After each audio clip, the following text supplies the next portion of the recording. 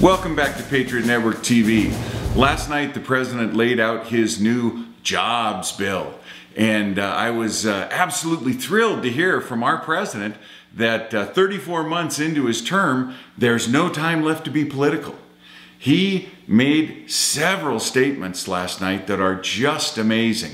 First and foremost, he promised a $1,500 tax cut over the next year to the average family of four making $50,000 a year. $1,500 over 52 weeks?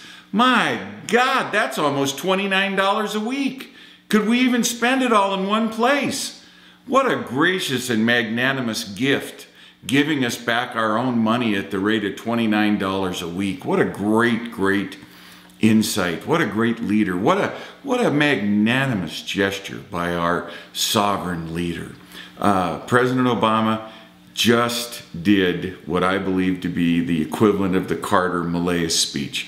This is the speech that historians will look back to and say, this is the one that cost him the presidency. This cost him re-election. They'll look back, I believe, historians will look back and say, this was the speech that lost the faith of the American people.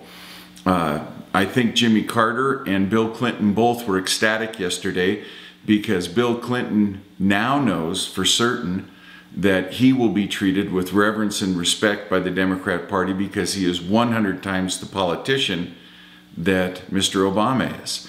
And Jimmy Carter was ecstatic because he's now not the worst Democrat president in the history of the United States. Mr. Obama said and did things yesterday that were so patently false. And when they weren't patently false, directly dishonest, they were absolutely misleading. And I would like to point out a few of those things. A, Mr. Obama gave what I think is the classic liberal defense of the Congress of the United States behaving in an unconstitutional manner. He said, and I paraphrase, standing in the joint session, he said, members of Congress have passed in the past these laws, and he mentioned his, the typical liberal grab bag of their favorites, Medicare, Social Security. Imagine what America would be today if we hadn't passed these. And he went through a list of about 15 programs.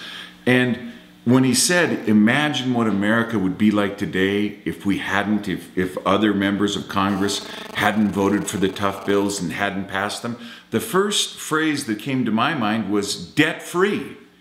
We wouldn't be $17 trillion in debt for what the Congress calls on-budget items. We wouldn't have another $7 trillion in debt in the GSEs, the government-sponsored enterprises, Fannie Mae and Freddie Mac. We wouldn't have a Social Security and Medicare trust fund that's upside down to the tune of $150 trillion. So when he tried to compel members of Congress to act in an illegal, irresponsible, and unconstitutional manner by saying, imagine how bad America would be if we hadn't passed Social Security and Medicare, the way I imagine it is we'd be debt-free. Now, he went on to imply that this speech was not political and not grandstanding. False on both counts. The speech was the kickoff to his campaign. The speech was entirely political. Which groups did he identify that he was going to get jobs for? He said repeatedly, unions and teachers. Now, not surprisingly, the majority of money in his campaign, in his successful presidential campaign, came from unions and teachers. And when he says we're going to get the unions back to work and we're going to put teachers back in the classroom, you kind of have to look at that and go, those are both very expensive ways of getting people back to work, and they're only your constituents. And what did he have for the people who actually make America work, for the entrepreneurs, the innovators, the hard workers in the private sector, the people who get up every day and face uncertainty? What did he have for them? He said, the fortunate, those capable of paying more are now going to be charged more. Now, when I went to the website for the White House, whitehouse.gov, and I said, could I see a copy of the bill? I put that in the search engine. I asked them to contact me. I put that into the whitehouse.gov email request. Please send me a digital copy of the bill. I called my members of Congress, both Democrat and Republican, and asked them, could you forward me a copy of the bill? You know what I heard? I heard there is no bill.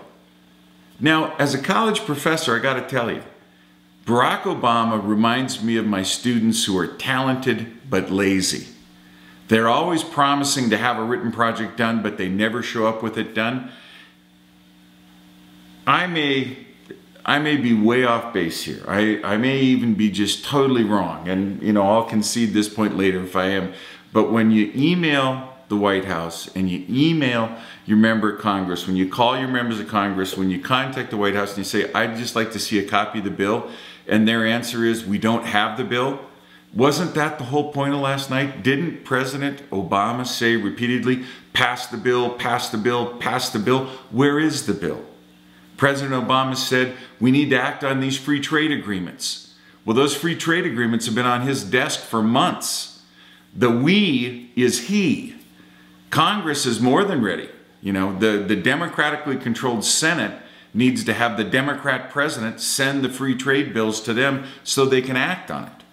Now, I could go on for a long time pointing out the problems with this. And just one more quick. One of my favorite radio guys, Dennis Miller, lives in California. He's often said that if the feds move the tax rate up much higher, he's going to have to consider either working less or getting out of California. This bill puts the income tax up to 49% on productive Americans, quote unquote, the fortunate, okay? Not the hardworking, not the innovative, not the creators of wealth, the fortunate. So 49% for the feds, 10% for California income tax, 15.3% for Social Security, Medicare. And then you ask yourself, well, I'm now at about 80%. So out of each dollar, I get 20 cents and the government gets 80. Why am I working? In the United States of America, you shouldn't get 1/5 of what you earn. The most, you know, the serfs would revolt at a 30% tax rate. They would grab their sickles and their hammers and they would march on the priest and the prince and revolt. And we're supposed to have an 80% tax rate for the people who are successful? That's insane. Last night's speech is not going to create any jobs. It is the kickoff for President Obama's presidential, quote-unquote, re-election campaign, and it is not going to be effective. As we go to print this and get this out to our friends in the Patriot Network viewership, the Dow is down below 11,000. It dropped 300 points. It dropped like a rock as soon as it opened.